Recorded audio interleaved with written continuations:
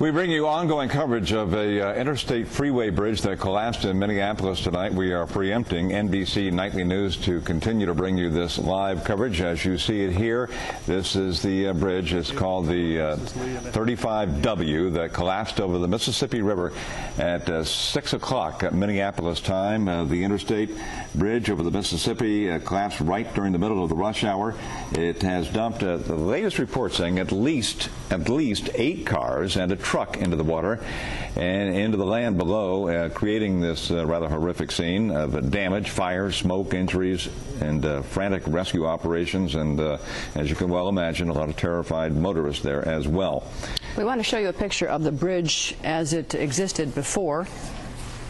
This is the 35W Bridge in Minneapolis before the disaster today. As you can see, it's over a part of the river that looks pretty shallow. Apparently there are some rapids there. There's a lock nearby, and the latest reports from the scene say that there were some sort of businesses underneath the span. We don't know quite what that means right now, but that's a picture of the bridge as it was before. Apparently they were repairing potholes on the bridge. There was also some sort of excavation and embankment work being done.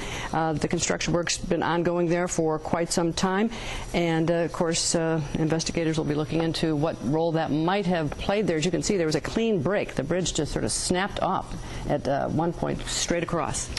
Yeah, this is a span of at least some 300 yards across the Mississippi River. All responder agencies in the Minneapolis area have been called to this disaster: fire, ambulances, and such, and medical personnel.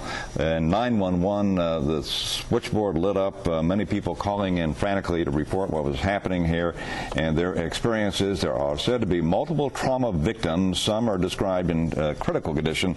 They have been taken to area hospitals, including the Hennepin County Medical Center. We're getting a few more eyewitness reports on the wires here. Here's a witness who said that his truck got completely torn in half. He was on the bridge when it collapsed, and he said the bridge started shaking and it went down fast. This man said that he was headed northbound on the bridge when he heard a huge rumbling, and he saw a huge cloud of white dust as the bridge collapsed. He said he had his seatbelt on, and if he hadn't, his head would have gone through the windshield. And he said he saw the school bus full of children ahead of him, that he'd gotten on the bus and helped the children. He estimated them to be between 8 and 12 years old. It was just horrific, says another witness. She said she saw the school bus too. The bus apparently just managed to stop going over the edge of the bridge with 20 to 30 children on board. Yeah, another eyewitness and person involved in this was on his way home from work at a downtown building, said, and driving on the bridge when he heard what is described as a rumbling noise and saw the ground suddenly collapse the bridge in front of him.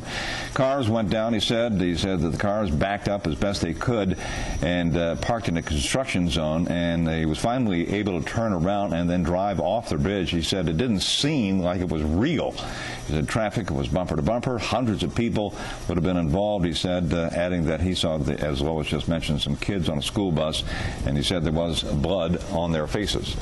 According to a report on WCCO, the crews there are no longer in rescue mode but in recovery mode. Of course, that sounds very ominous, and I wish I could tell you more details about what that means. Again, that comes from only one report that I've seen from WCCO saying that the crews are in recovery mode as opposed to rescue mode. We did see divers, boats pulling up under the bridge.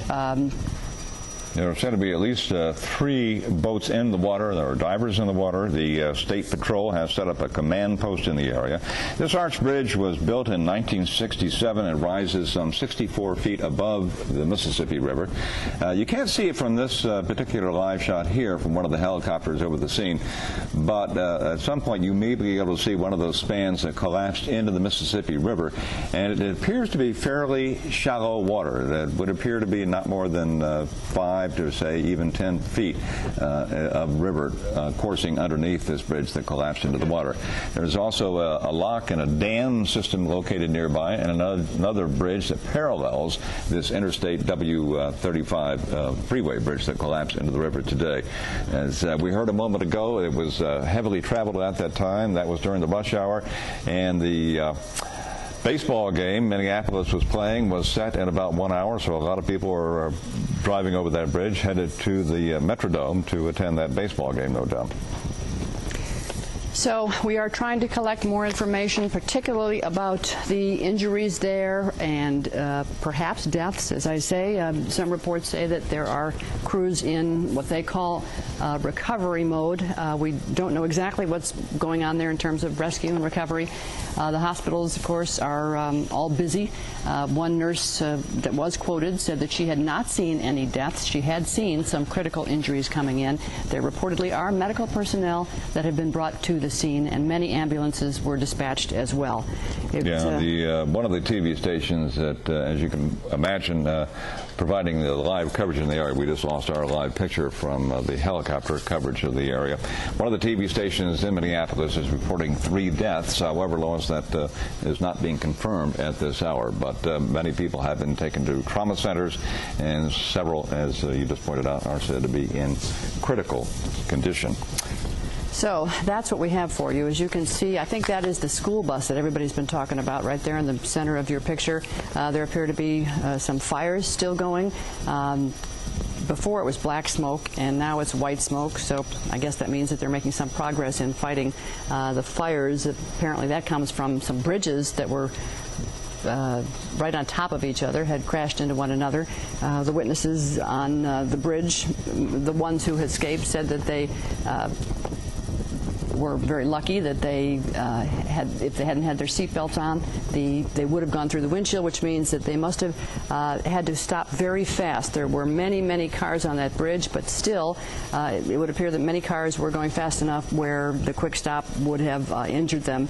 And we think that the situation here is that this bridge goes over the river, but that the actual collapse of the roadway goes much further back, even more than just the span that covers the river. Of course, that's... Yeah, I think they're talking about the east and the west banks of the bridge that spans the Mississippi River were involved in the collapse. In the center of the bridge, one description I heard, it was said to have collapsed. So we can see in this live coverage there is water being poured onto that truck, which has been on fire now for more than 2 hours, burning a much bigger fire earlier on. Seemed to go out, and then it caught fire once again. So they're spraying this from above with fire. The truck, one description said it piled into another truck, and there you can see it is also adjacent right next to that school bus, where eyewitnesses are reporting that a number of children on that bus appear to be injured, several with blood on their faces. Right now they're saying some 20 to 30 vehicles may be involved in this, which is believe it or not, actually good news, because earlier on they were saying there could have been up to 100 vehicles or more.